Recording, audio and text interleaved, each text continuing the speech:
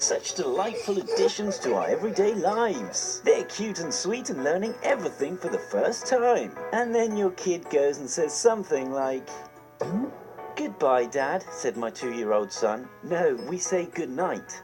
"I know, but this time it's goodbye." "Daddy, can you cut off someone's tongue without killing them?" A mother asked her daughter what she was thinking about, and she replied, "I'm imagining the waves of blood rushing over me." I caught my daughter saying, "Die, die, die, die." So I ask, "What's that you're saying?" And she turns to face me and just whispers, "Die." "So I shouldn't throw him in the fire," said my 3-year-old daughter while holding her baby brother for the first time. "Daddy, remember that time we died?" I wake to find my 3-year-old standing by my bed, staring at me with a huge grin on his face. "What are you doing?" I finally say. "Nothing," he says, still grinning. At this point I realise he's got his hands behind his back. "Are you holding something?" "No." I look anyway. He's hiding the largest carving knife behind his back. We got my little sister a puppy for Christmas. When she woke up and saw the dog, she said, "My baby, it's not time for you yet," and tried to pick up the dog and shove it in her mouth.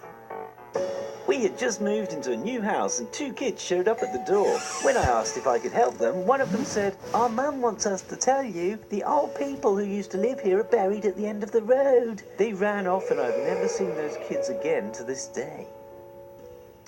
As I was driving down the road, my kid was about to nod off. Right before the lights changed, he said, "Last time I died in a fire." "Mum, I promise I won't ever chew on your bones. I promise." My 4-year-old son asked my pregnant sister if there was a baby in her belly. She said yes. With a completely straight face, he slid from his chair and headed for the kitchen, saying, "We need to get it out. I'll go get the knife." My daughter saw me getting dry skin off my shoulder after bad sunburn and asked if she could keep my skin flakes and put them in a jar so when I die she can make a mummy mask to remember me always. My 3-year-old daughter stood next to her new baby brother and looked at him for a while, then turned to me and said, "Daddy, it's a monster. We should bury it." At my great-uncle's funeral, my daughter asked when he was going to turn into a zombie.